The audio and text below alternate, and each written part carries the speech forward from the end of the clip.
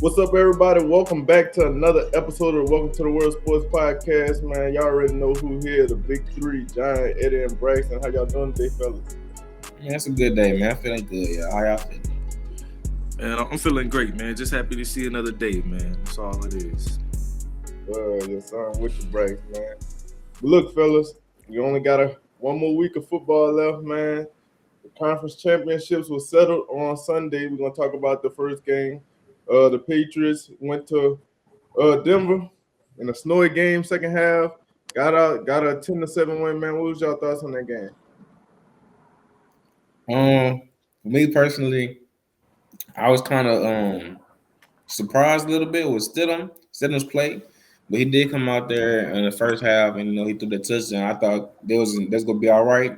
All he needs to do was just play a stake-free football for the rest of the game, and I think they had a great shot. Saying that the defense was holding them to barely a field goal. So I just feel like if they was getting the stop that they needed, you know.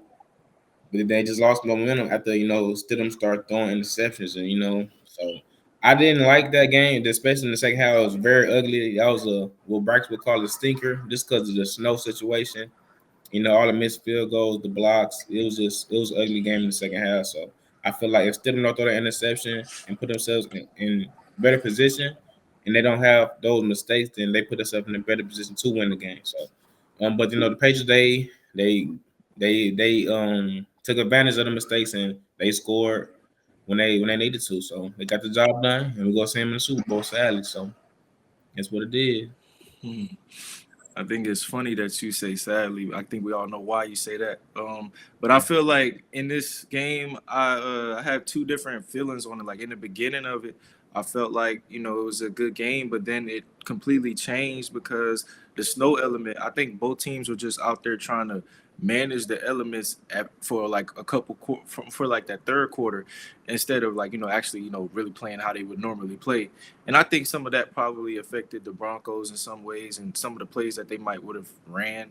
But I got to give credit to the Patriots. I mean, this is probably, considering last week's game they played in kind of tough weather, then this game they played in tough weather and still managing to do that. Got to give credit to Mike Vrabel getting his guys together. And hey, this is not who I expected to be in the Super Bowl, but you got to give them credit and props for real, because that's two. They played a tough defense in the Chargers, tough defense in the Texans, and now you beat the Broncos, and that's still a good defense as well. So, credit to them, and I feel like maybe Bo Nix would have changed the outcome in this, but we'll never know because he didn't get to play. Yeah, honestly, I feel like if the conditions would have stayed the same in the second half, that would have gave the Broncos a better chance to win. Like you said, when the elements changed in the second half, it kind of like limited the Broncos on what they were able to do, as far as play calling abilities, and then you out there with a backup quarterback. But I do feel like looking back on that game, Sean Payton's probably kicking himself for not kicking that field goal on 4th and 1. Earlier in the game in the first half when they went for it and they didn't get it, and that was the difference in the game really for them. But like you said, credit to the Patriots, man. They made it this far, especially after being a 4-1 team last season. And then Mike Vrabel comes in, he turns it all around, and he got that defense playing great right now. And Drake May's just doing his job, managing the game, not turning the ball over, and that's what got him in this position. But that defense is definitely better than what I expected it to be. I'll say that just because of how they've been, especially in the playoffs, been limiting opponents to these low scoring games. But overall, I think the snow really affected the way the Broncos wanted to do things, and with a backup quarterback, that doesn't really bode in your favor. Let me ask y'all this: do y'all think that Drake may kind of have skipped the line in a sense as far as the younger quarterbacks, the younger generations making it to the Super Bowl? You got guys who are all pro players, quarterbacks and stuff that haven't been this far. What does it say about Drake May, who's in his third year or second year, to be able to do this? What do y'all think about that? I mean, he made it to the Super Bowl. Congratulations to him. But we also can't forget, you know, we thought Joe Burrow was going to be the second coming of Tom Brady when he made it to the Super Bowl in his second or third year, and And we seen how that's went for him. You know, these Super Bowls aren't guaranteed, so I won't say he skipped the line in a sense. Also, because you got to think about it, Jaden Daniels was one game away last year from making it to the Super Bowl. So I mean, it all just depends. I do think that the way Mike Vrabel, I give more credit to Mike Vrabel coming around and changing things with that team versus Drake May. He has Drake May playing better, but I think it's more of the culture that Mike Vrabel has set that's got them to this point rather than Drake May, leading the way. I agree. I agree with that because I don't, and I definitely don't think that he skipped the line in any fashion. I do think I'm giving him credit. I do think he's a good quarterback. He Mhm. definitely proved himself. Because last year he was okay, and this year, he did play up to par. He was getting a lot of eyes, and he came out and performed. But I think they playing complementary football on their end. They handled business, even though they had a weak schedule, and they got the great end of the stick, and they were just lucky this season with the injuries to all the quarterbacks. All the guys we're used to seeing in the playoffs, and then by horrible quarterback play from some other teams. We don't got a name, we don't got to go into that. And they just had a great route. So I don't think he skipped the line in any form. I just think they took care of business as a team. I don't know. I feel like I may feel different than y'all on this. I'm not really just saying that it's all on him. I'm just saying like this experience that he's getting is very important, and I feel like it's also building confidence with him.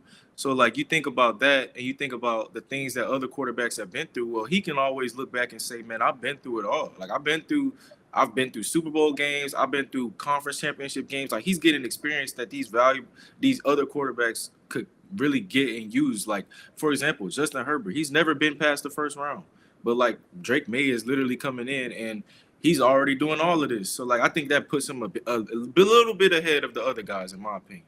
But And I I think y'all, feel in some instances, like for instance, I think he might have skipped Justin Herbert in the line if you put it in all aspects, just because I think we seen Herbert's like well ceiling. I think we're seeing his ceiling, bro. Like even though he ain't always been healthy, on his teams, I feel like he's been proven like he just can't get it done in the playoffs because like you said, he can't get it done past the first round. He always lose. So I feel like Josh Allen, another one, he can't get the job done. He don't got that clutch factor. In the playoffs, I feel like he don't do the extra thing. I feel like Lamar, Pat Mahomes, they got it. It's just all about situational. I feel like Joe got it too, and I do agree with you on the experience part. That definitely plays a big part of it. But like I said, like it just the way his experience is different from I feel like this overall experience. It's great to get this experience, but I just feel like he's not getting tested. Because like and when he do get tested, it's something on that team that pushed they beat themselves, and I don't feel like he and the Patriots beat that team. I think it was more internal than them going and taking it. But I feel like you gotta give them credit because they won at the end of the day. But yeah, I can respect that. I was going to have a rebuttal about what Eddie said about Josh Allen, but I'm gonna leave it. I'm gonna leave it there. I'm gonna leave it there. say what He, you gotta say. he said he feel like Josh Allen, can't get it done. He don't have a clutch factor, but if we look at Josh Allen's playoff losses, I mean they're not totally on him. The overtime game in Kansas City, that was just based off the rules, and his defense let him down there. And then you look at last year against Kansas City, if Dalton Kincaid catch that catch, we might be talking about Buffalo in the Super Bowl rather than the Chiefs. This year, although he didn't play great, he still put up 30 points on one of the best defenses in the league, and his defense let him down there. So I mean, I ain't gonna say he don't have a clutch factor. He can't get it done. It is a team game. At the end of the day, he does what he has to do to put his team in position to win, but he needs the other side of the ball to help him as well. That's all. I feel like we're not going as hard as we can on Josh Allen, bro. Like we gotta bring him to the It's front, the bro. same thing with Lamar. It's the same thing with Lamar though. Because if Mark Andrews catch that touchdown is either touchdown 2 point conversion catch in Buffalo, we having a different discussion about Lamar. So I think we put too much on these quarterbacks too much of the blame on these quarterbacks, especially when they putting their teams in position to succeed and the others don't come through for them. That's how I feel. But you gotta look at the whole game too, because he had a lot of interceptions, a lot of fumbles. But at the end of the day, did they have a chance to win? Is the thing. Did they have? And he didn't clutch up. Did he put them in a position to win? Yes. If it's not for that, that catch that Brandon Cooks had and they called it interception, we were gonna be talking about Buffalo facing the Patriots, not them. Hey, like you said, if it was a fifth, we all be drunk. So that's what I'm saying. You can't blame on Josh Allen when he making the plays for his team to be there, bro. But he ain't making enough plays. You could say that, but we could also say the defense ain't making enough plays on defense. We're not talking about this. We're talking about the quarterback. No. See, we can't do that. It's a team game, bro. It's a team. But who is the leader on the team? Right. Who's the leader though? I'm asking you, who the leader? He the leader, but he making the plays. If it's not for Josh Allen, answer this. If it's not for Josh Allen, are they in that game? We don't do that, bro, because he's the quarterback. You can say about any quarterback, bro. Taking the question. If it's not for Josh Allen, are they in that game? Answer any quarterback though. No, could not. That's a dumb question, bro. No. That's a no question, bro. Say that about Brock Purdy, bro. No, we can't because we seen Mac Jones come in and lead them to win. Not in the playoffs. Right. We seen Sam Darnold. We seen that happen. Sam Darnold. You think Jalen Miro gonna take him to the chip? All right. We gonna get to him in a second, man. But I will say I do agree with John because in certain situations. I agree with John in a total sense, but in that game against the Broncos, that was on Josh Allen, in my opinion. I ain't saying that Josh Allen don't deserve some of the blame, but we can't just say, "Oh, it's Josh Allen's fault that he ain't making the playoffs." When his others letting him down as well. That's the same go for Lamar. We can't say Lamar the reason why he ain't making the playoffs because we've seen time and time again Lamar has put his team in position to succeed and be there, and there's others that's letting them down. Correct. You gotta be a Superman sometimes, Put the cape on. He the MVP, right? Well, tell CJ Stroud put the cape on there. He ain't the MVP. Well, tell he's not an MVP. Tell CJ Stroud put the cape. He's not an MVP. So now he's not an MVP. He not supposed. I never say he was MVP. He a rookie of the year. So he's not an MVP. Since he's not an MVP, he's not supposed to elevate his team and put his team in position to win. That's what you saying. He is supposed to. I did not say that. I say he's not an MVP. He is not an MVP. He is. Listen. Shut up, nigga. Damn. He is supposed to put his team in place. So he can't.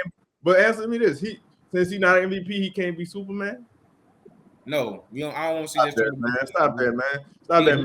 When it was his rookie year and he was doing all this, he was top 5 quarterback in the league. It's CJ. He said that. I ain't said it. Stop that, man. Come on, man. Moving on to the next game, man. The Seahawks and the Rams, another thriller, bro. Went down to the wire. The Rams had a chance to take the lead on 4th and goal, and it came up short. Man, what was your thoughts on that game? I'm gonna save my thoughts for last because I was the only one who got this right. But I'm gonna let y'all cook.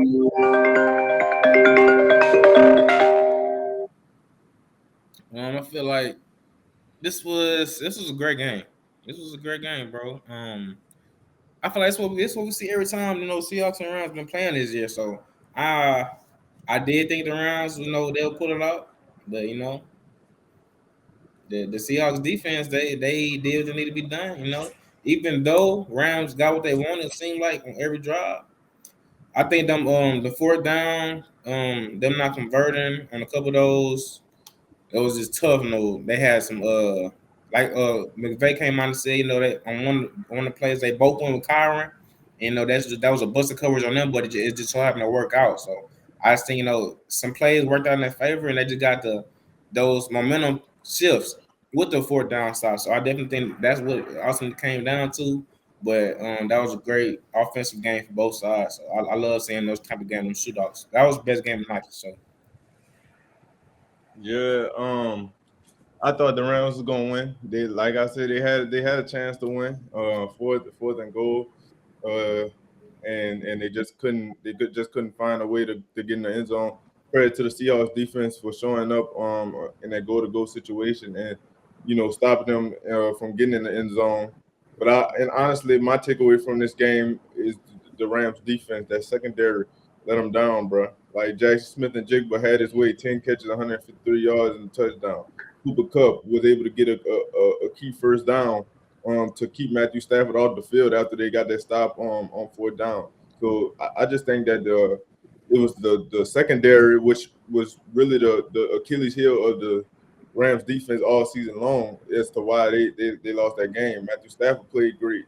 374 yards, 3 touchdowns. Nakua, 165 yards and touchdown. Devontae Adams did his thing.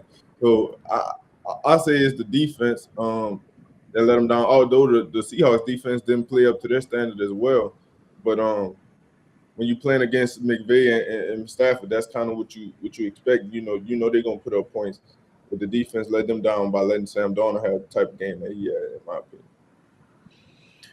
Yeah. I'm gonna start by saying this. I want to give credit to the Rams because I felt like they played decent. They played good. Not decent. They played good enough to win this game.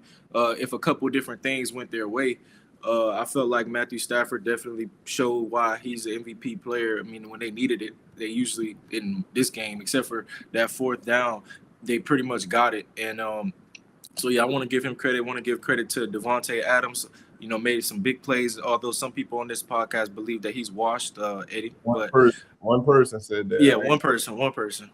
Yeah, he definitely showed up. And Puka Nacua, I mean, we know who he is. We know what he's going to do. And he made some plays. And I respect him for after the game. Even though the defense was really kind of the reason why they lost, he was like, man, there was still opportunities out there that I should have, capitalized on. So shout out to him. But, man, I think the biggest reason why I said they was going to win, the Seahawks, ended up being the reason. I think that it's just like something about that building. It juices that team up. And I feel like Sam Darnold had probably the best game of his career as far as, playoff implications and going to the Super Bowl, managing the game well, didn't turn the ball over. Like this might be the new model of quarterback in the NFL, bro. Like having a quarterback that just don't give you no negative plays, but just manages the game well and have good pieces around him. Because I ain't gonna lie, like imagine Sam Darnold on the Houston Texans, like just managing the game well, didn't do nothing crazy, doing everything the right way, just managing the game that you want to see. So shout out to the Seahawks, and I got it right, and that's all I'm gonna say on that. Bro, what we talking about, bro? Sam Darnold on Texas, bro. We just saying anything. No, we never seen Sam Darnold throw 5 picks before. Bro, yeah, we've seen him have bad games, but I'm looking at the totality of his career in these last 2 seasons. You forget, bro. Last year he won 14 games with the Vikings. Like this is something you do it one time, okay, maybe it's just a fluke, but he done it 2 times now. Sam Darnold and Kirk Cousins are 2 of the best regular season quarterbacks that we've seen in the last 10 years. Bro. But this ain't the regular season. Super Bowl. He is all right. You got me there, but he playing mistake-free football, and that's always your best chance at winning. I always say that if you don't turn the ball over, you put yourself in position to win. It ain't that hard. People just go out there and they're throwing picks and fumbling the ball. That hurts. And that's all some people at home.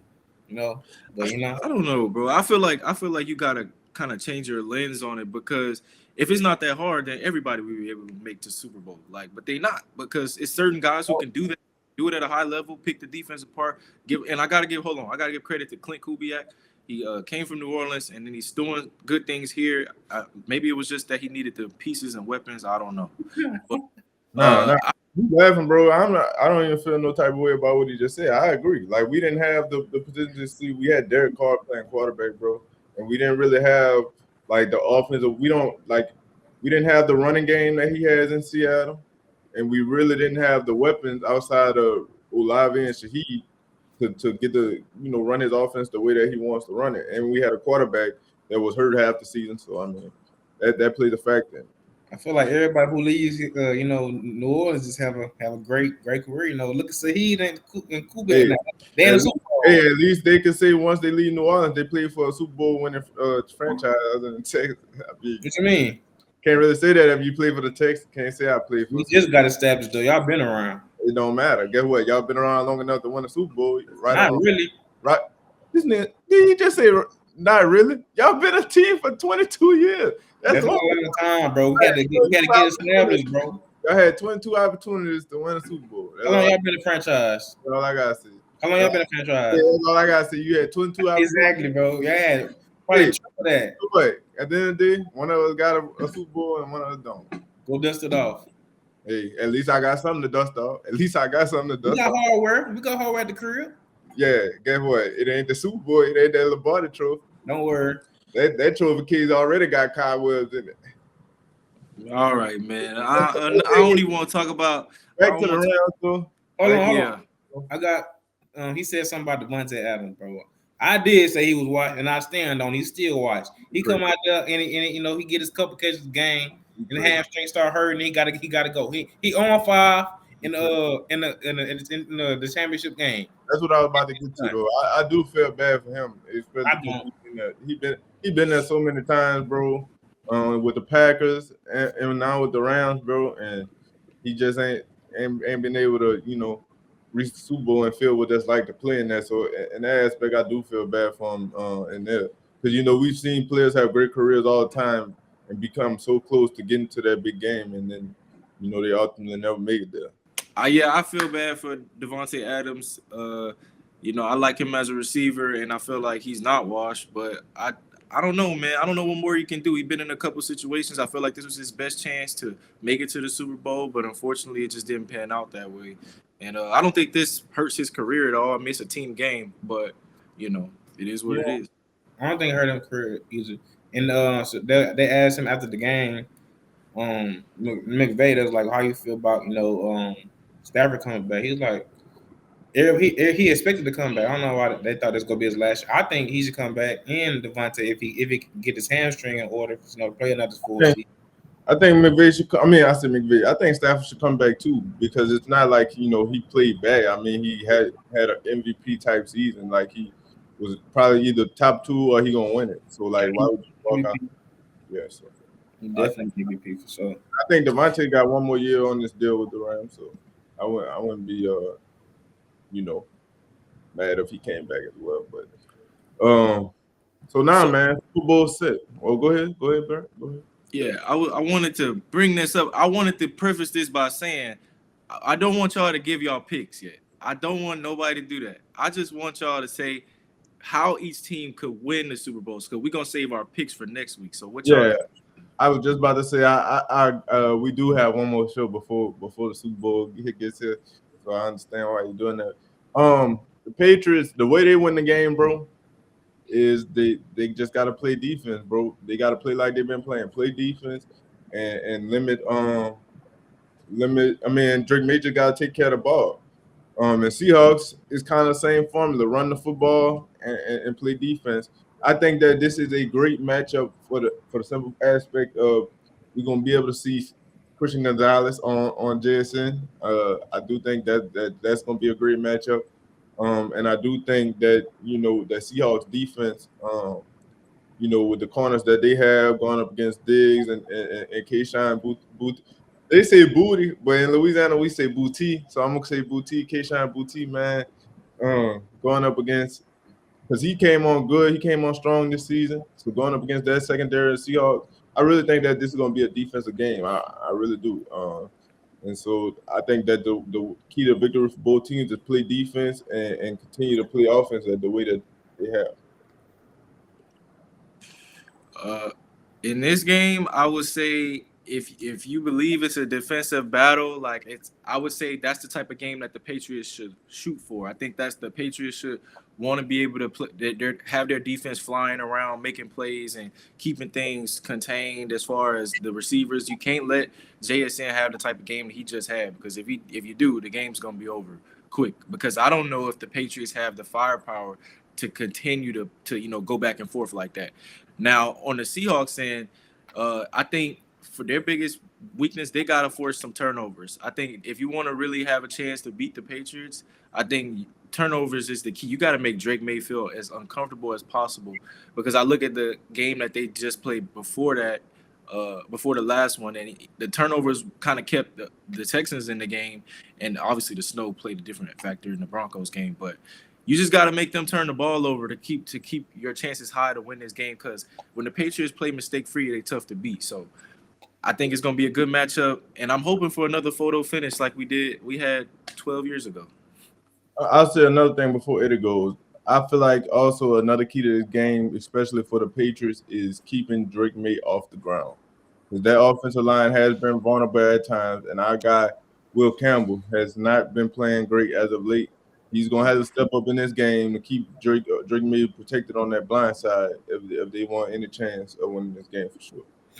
Yeah, I definitely agree with y'all on that, and I think everybody knows who I'm going with. So I don't think it even matter for me not saying my pick. But for the Patriots, they got to play mistake free. I think that's for both teams though. I think whoever has the fewest amount of turnovers will ultimately win the game. But I don't think it will. If it's a shootout, I definitely think Seahawks got that for sure. Because I don't think the Patriots have enough. Because I don't think they move the ball that well on this defense. So I'm curious to see. And if Will Campbell is having another bad day, it's good in the right tackle too, because he don't be holding up. So if they get to Drake May, because he don't do good in pressure. I don't think he when he runs, he's dangerous. I'll give him that. When he get out of the pocket and get to scrambling, I think it's to be because I don't see Sam Darnold doing that. So I think this is on par for a great game. Yeah, agreed. Before we move to off of NFL, I just got one quick question. It came out yesterday that Bill Belichick did not get selected as a first ballot Hall of Famer, man. What was y'all thoughts on that? Y'all feel like he got snubbed in that aspect?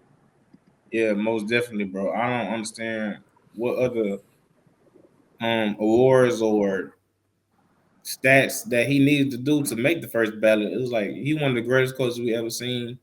One of the most winning. What's the word? Winningest. He the most winning coach that we've seen. He had the GOAT as under him. So I'm like, that was like Kobe and Shaq, bro. Like, so I understand, because we know Tom Brady gonna be a first ballot Hall of Famer. So why we don't go ahead and get Bill Belichick a Hall of Famer out the way? Because he is a Hall of Famer. So it's no doubt that he will be on there next year. But he should have been this year for sure. Yeah. What you think, Grace?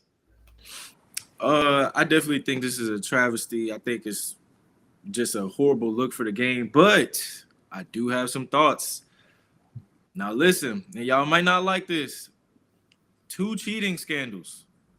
I think it plays a part.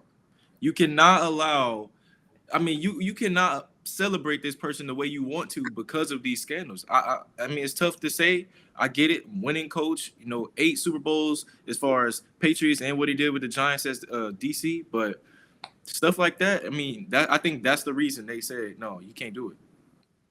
Man, I agree with that, but at the end of the day, we gotta look at the total resume. We can't just sing out one aspect. When we talking Hall of Fame, we gotta look at the total resume. This man won 8 championships as a DC and a head coach.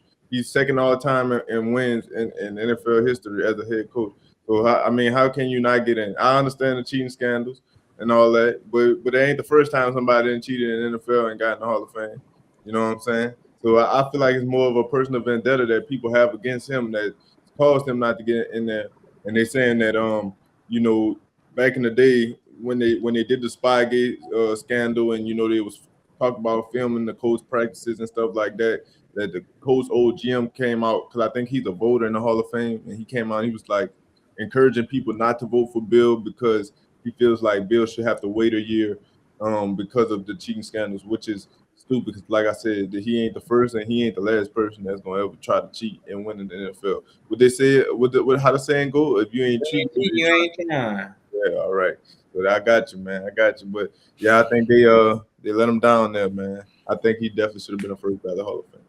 And that's some insider news, because I ain't hear that of what the coach coming being on like a part of the thing. That definitely plays a big part. The old GM, yeah. I will say this. I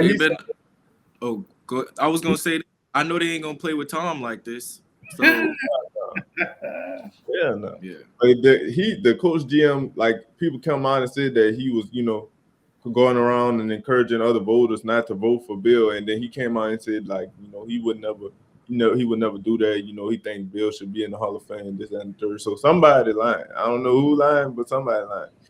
Yeah, trying to save face. That's what it is. Yeah. But moving on to the NBA, man, we got some breaking news going on in the NBA world.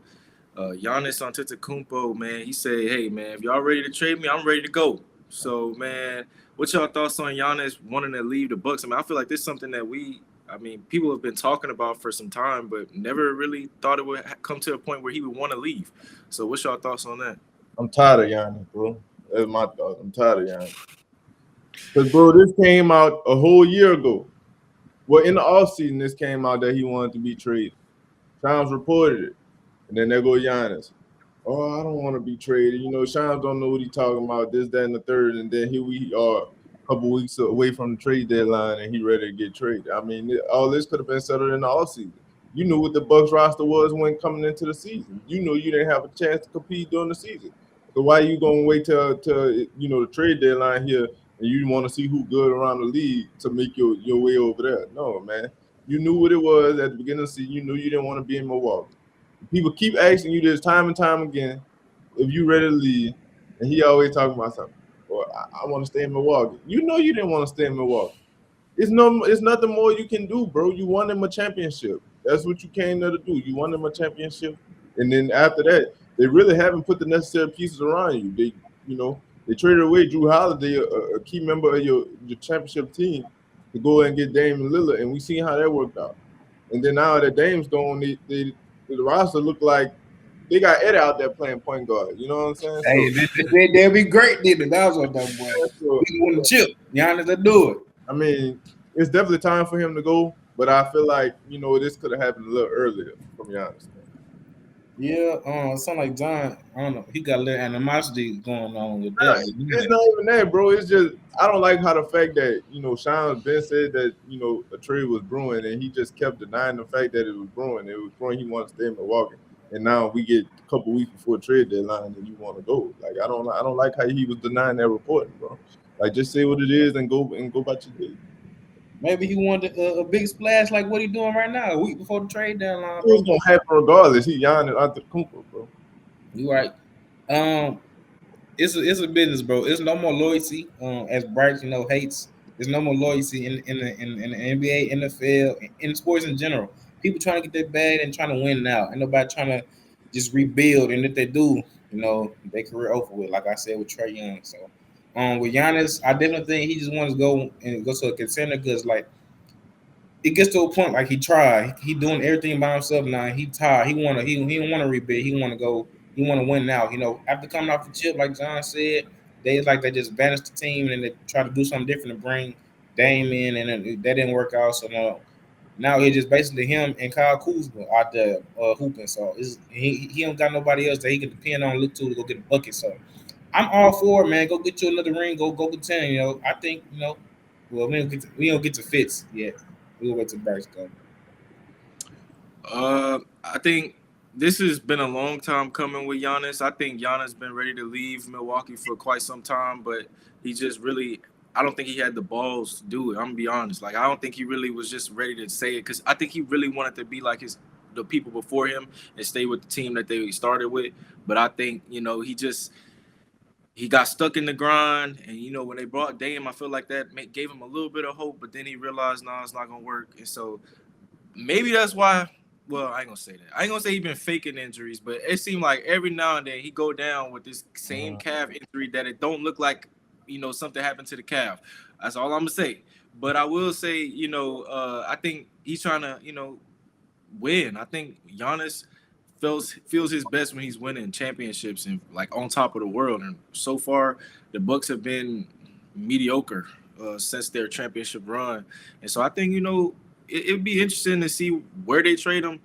I don't have really too much thoughts on the possibilities, but where do y'all think he's gonna go? I'm gonna throw this out there. I don't know if it's gonna be well received, but I would like to see him in Toronto. With Brandon Ingram and Scottie Barnes. They're not staying there if he go there, bro. And that young core, then them two, that would be non-negotiables for me. We'll trade some picks, we'll trade some of our other young pieces, but them two players right there, we keeping them. They ain't going nowhere. So you don't care about quickly? I mean, he a good player, but he ain't nothing that jump off the page as saying that we gotta keep him. No. I like Toronto as a market for Giannis because I feel like he could have kind of like that Kawhi effect, somebody who's done it before and could bring championship pedigree to a team that's looking for a real leader and somebody who can, take them to higher heights. I just don't know if they would get enough back as far as if I'm the Bucks. Like, what am I getting from Toronto? I'll throw another one out there before it goes. What about Detroit? I like Detroit. I love Detroit. Actually, but I told Bryce earlier, I don't think they're gonna trade into the same conference. But and another thing with Detroit, from Detroit's perspective, do you feel like would you want to break up? Y'all the best team in the East right now. Would you want to break up that chemistry and y'all young team to go get a player like Giannis and it don't work out? That would be my only thing. I say no, they don't. Go ahead, bro. What you think? I think you do. I think you do because the sum of those players may not equal up to what Giannis is as a player. So like Giannis gonna make up for some of the losses that you're gonna make or that you're gonna take with a trade like that. So I think chemistry can be made, and I think Giannis would fit good. I don't know how well he would fit with Cade though, because we've seen Giannis don't really work well with like scoring guards. It just don't really work well. Shooting guards. Dang, What's we the don't. difference? I think Cade to him. I think he would get Giannis more involved, because Cade can play off the ball. He don't gotta have the ball the same all the time. And Cade could facilitate the offense too, and get Giannis a break. Yeah. But like I said, I don't think they're gonna trade in conference. I think, but in that instance, I don't know who they trade though, because you got Duran, Twin, and Isaiah Stewart. You got some of the role guys. I don't know who they. I don't think they let go of Twin, and I don't think they let go of Duran. So it's like, would I want to trade for Ivy, Isaiah Stewart, Tobias Harris? The best to Tobias at. They want them three. I feel like I'll do that, but they can't. The Duran, you can't get Duran, and you can't let go of Twin. But Tobias Harris, some picks, and maybe another player. Yeah, they easily 4 first-round picks for Giannis minimum. But I think the best team that has a lot, like the best trade package, y'all not gonna like it, but OKC. I do think it's cheating if he do go there, but I don't know what team has the most that they can get out of it, because they got 3 first-round picks this year. So I feel like if they want Giannis, they can give up two first-round picks, and they can give up one of them players. I don't think J-Dub and Chet go, but anybody else on the table for him. So I honestly, if Giannis go to OKC, that's kind of like taking the KD route to thing. Yeah. So I don't know if he would allow himself to do that, and I wouldn't want him to do that in either, because that's the easy way out, bro. I don't think it's the easy way. I think the easy way out for him would be if he go to Golden State with Curry. Well, no. I was gonna say something about Golden State. I think that's the trade that needs to happen. I think him and Steph will be nice, and I think you really wouldn't be able to guard them too. And I think the Warriors should probably say, "Hey, we done it before, traded our future to go get somebody else and got a good guy. Like, let's do it again and let's see what happens." Like Steph only got so many more years, bro. Let's go try to win. I agree. They don't got the picks though. What they gonna offer though? What they gonna offer? You know what I'm saying? They don't got the picks. Then I'm gonna throw another. You got Kuminga. That's on trade option. They got Kuminga. I don't think they're not trading Dre. You might have to trade Butler. He hurt. So he's still a player. They're not doing it. They trading Giannis. They still want to win now too, bro. You think they trying to rebuild? Let me throw another name out there for y'all. San Antonio. No. San Antonio. Him and Wemby, man. I wouldn't watch after that. No. They don't make sense because no. I mean, well, it do make sense. They do you can't guard 2 big dudes. They have no shooting at all. No, what you mean? They dang near shot us out the building. I was watching. About if they trade for Giannis, bro, and then all that core gone. But Giannis, you gotta think about who Giannis replacing. He replacing Harrison Barnes. But they're not just giving up Harrison Barnes for no Giannis. No, but I'm saying you act like Giannis coming in and replace a shooter. They already like. I'm saying they're gonna have to lose some of that shooting if they get Giannis, bro. D Fox gone. Castle They not trading D5, bro, for no Giannis. Castle might be gone. They gonna trade some of them young boys. They might trade Castle. But still, but they ain't a star gonna be in that trade, bro. I'm telling you, they're not doing that, bro. That's trading for pennies, bro. They're not stupid. Bro. They got I think if I'm the GM, bro, you got to come off D Fox and you got to come off Stephon Castle. If y'all get Giannis, you got to give them two at least. But see, that's what I'm saying though. The Bucks, they're trying to rebuild, so I don't understand why they would want a star. Like, why? What I'm gonna hold a star for what? To sell some tickets? We not trying to win, right? They how they gonna pay? Nobody come and watch the game, bro. They're not. But that's the thing. They're not in the position to win. They know what's going on. They know they looking for young talent. They're not looking for no old. D-Fox old. What are we talking about, bro? But you think, all right, D-Fox just got there last year. You think the Spurs about to give up D-Fox, bro? They going to get nothing crazy for him. He okay with him. But I'm saying if they want Giannis. D-Fox himself not going to the Bucks if they trading Giannis. Like, well, what's the point of him playing over there doing all good and stuff for them not to win? For all that, he should have stayed in Sacramento with the King. I'm saying if something better on the table and Giannis, then they don't care who else they got to give up for him. Besides Wemby, they can say everybody can go. I think in that case they will give up. They got a lot of young guards on that team, either Steph or either Castle, Vassell.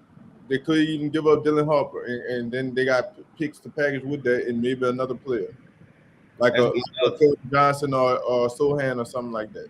Look at the Luka and AD trade. They gave up hella picks, bro. But you gotta think about the position that both franchises in.